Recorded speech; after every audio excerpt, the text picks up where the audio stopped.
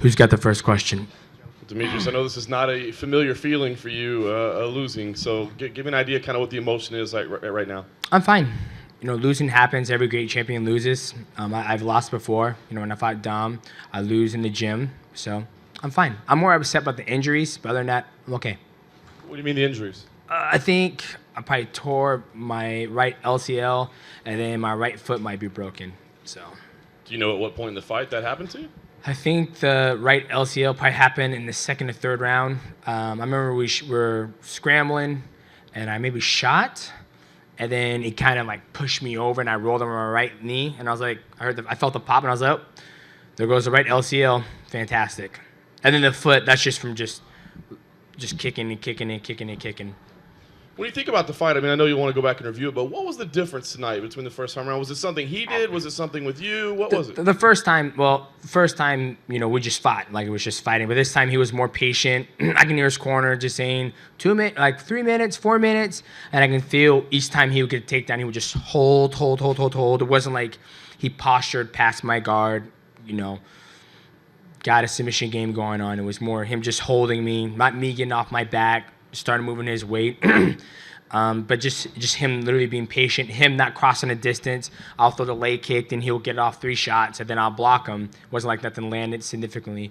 And then the stand-up numbers, I think I outstruck him. So, but it happens, I don't think the judges know how to score leg kicks.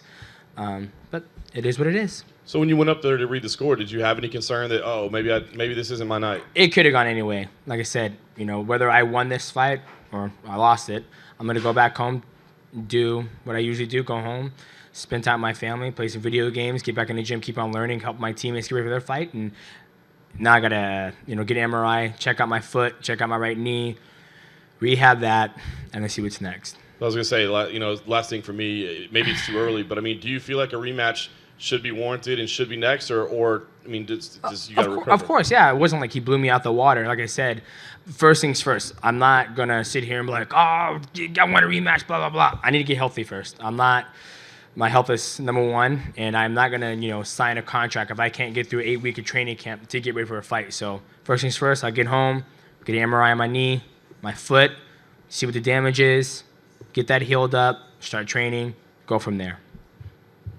DJ, you said your foot was from kicking all the time. Did you come in with a foot injury, or did that happen? No, it happened. It happened. I came in this fight 100% healthy, but when you kick over and over and over, shit hurts. Was there any moment that one particular kick you felt it, or when you landed? No, it's just kicking.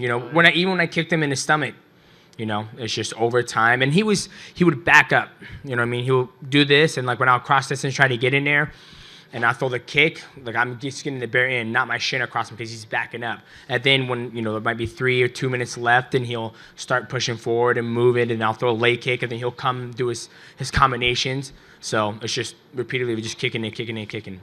And just so physically, you lost the 4th and 5th round on all 3 cards. I wonder, do you feel like, the fact that you were diminished physically didn't allow you to perform to, that championship kick and maybe get the decision, pull out one of those 2 rounds to keep the belt? I have no idea, to be honest with you.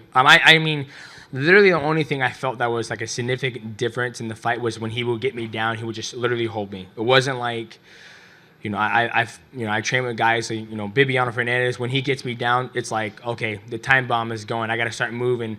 For him, when he got me down, it was like he would hold me. And that's why I was able to do, each time he took me down, I was able to roll and throw him off me because he's just holding. He's not, trying to do a submission game, if that makes sense. DJ, first of all, congratulations on an incredible run and being a class act the whole way through. And I know it just happened, but now that it's over, can you put it into words for us, what the streak means and how proud of it you are? Yeah, it was a great streak, and it's not over yet, you know what I mean? Like I said, I do it because I love it. I've already way exceeded my expectations. I was the guy who was in a warehouse making $10.76 an hour, running home to watch Joseph Benavidez fight Dominic Cruz. So my dream was never to be a world champion. My dream was just to learn how to do mixed martial arts, and when I did that, I became passionate about it, and this is the path that it led me on. So I'm happy with my run. I'm going to get back home, get healthy, and then go from there. Hi, Demetrious. Again, as Jim echoed, congratulations to you on a successful run. One of the most successful champions we've seen in the UFC's history. You put an entire division on your back and carried it for many years. As people look back on this, what is the one thing you want them most to remember in years that pass from now about this legendary run you've had? Just the consistency I had, how I was able to adapt to different fighting styles, and how I was, each time I won and I defended my belt, how humble I was, and even in defeat, I'm very humble. Everybody good? Yep. Thank you.